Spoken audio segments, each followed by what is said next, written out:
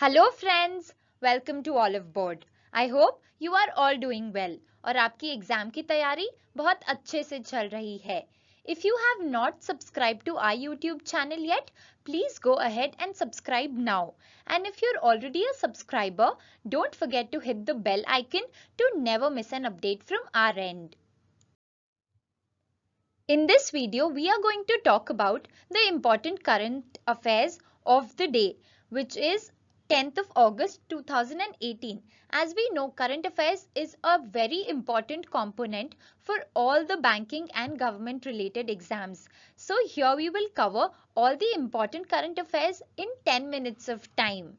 So please stay tuned to this series. We will be releasing current affairs every day of the week. The first headline for today is Rekha Sharma has been appointed as the chairperson for National Commission of Women. Now, National Commission of Women is a statutory body that was established in the year 1992.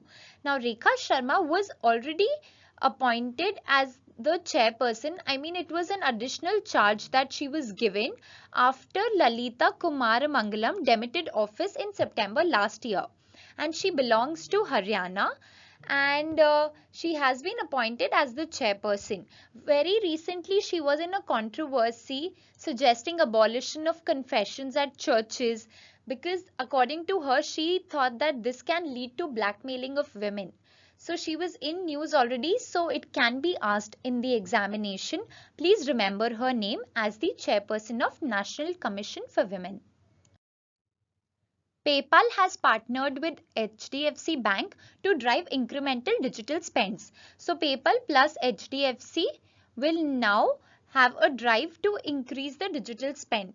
So the HDFC cards will be presented as a payment option during enrollment and subsequent payments also. So this will facilitate customers to easily open PayPal accounts.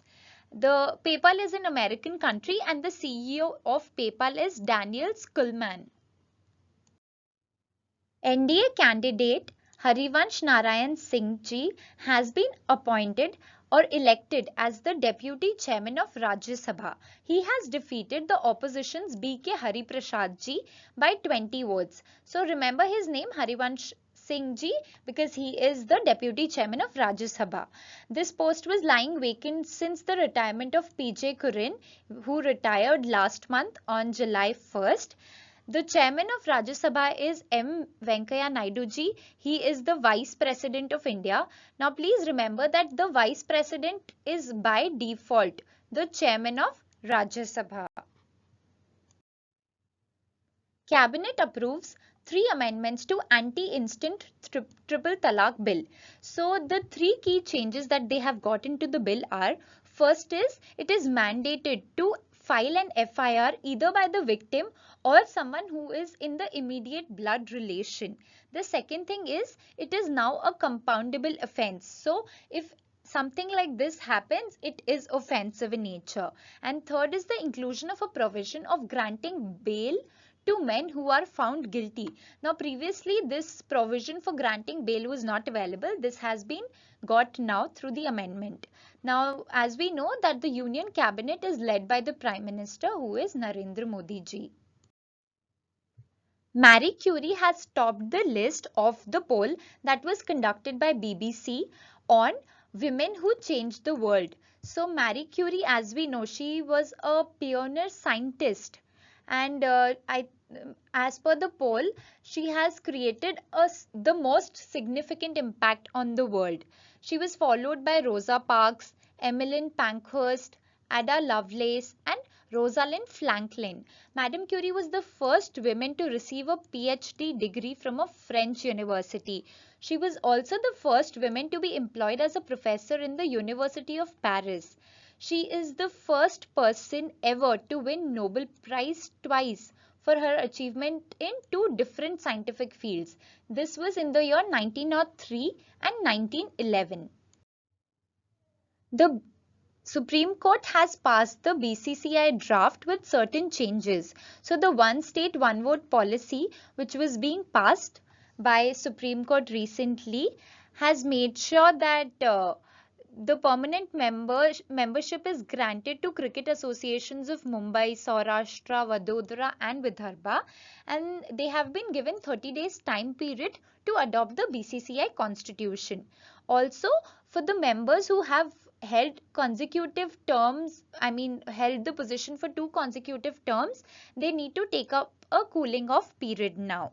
This happened on July 5th, that the apex court restrained all the state cricket bodies from holding elections till it pronounced the verdict on finalization of the draft constitution by the BCCI, which has been passed today. Now the headquarters of BCCI is at Mumbai. Indian telescope discovered the most distant radio galaxy ever.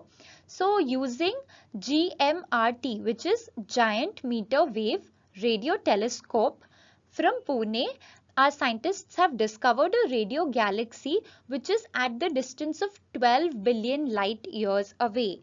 And the galaxy which has been discovered is proposed to have been 1 billion year old. That means that it is from a time when the universe was just 7% of its current age. So right now, if we are 100% of all that we know, imagine it is so much in the previous ages that this galaxy is a part of. India has been one of the most forward nations in the field of astronomy. We know that time and again we make so many discoveries, we send so many satellites, etc. So GMRT is an array of 30 steerable parabolic radio telescopes. So it is very efficient in its work.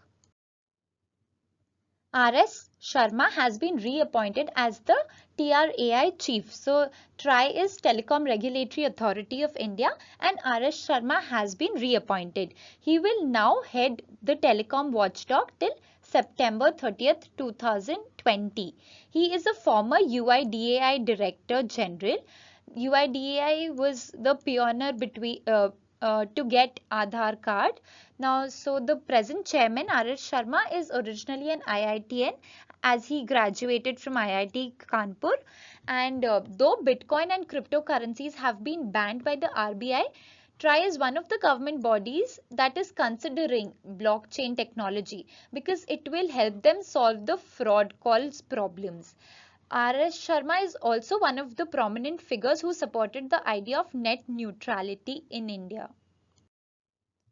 Abhinav Bindra has been appointed as a member to the International Olympic Committee. So he is the second Indian to be appointed after Saina Nehwal, who was appointed in the year 2016. He is an Indian shooter. We know that he is one of the most successful marksmen who represented India at Olympics in the shooting category, but he has a eye power of -4 in both his eyes. So imagine, even though he has a power, still he could shoot that well. He was one of the youngest participants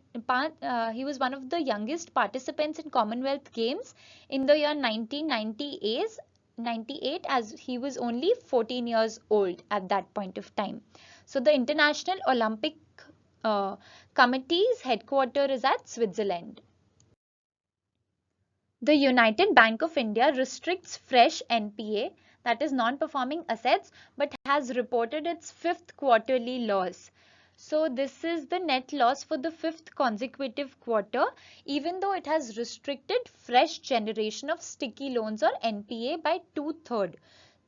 His ratio, or the ratio of the bank, has slipped to 22.73% from 17.17% a year back. Now its predecessors came by the amalgamation of 4 banks, which are Comilla Banking Corporation, Bengal Central Bank Limited, Comilla Union Bank Limited and Hooghly Bank Limited. So with its origins back to 1914, imagine, when the First World War took place. It is one of the oldest banks in India and is headquartered at Kolkata. That's all we have for you in today's video. I hope you liked our video. Please do share it with your friends so they also don't miss the important current affairs for their examination. If you have not subscribed to our YouTube channel yet, please go ahead and subscribe now. Thank you so much. Hope you have a great day ahead.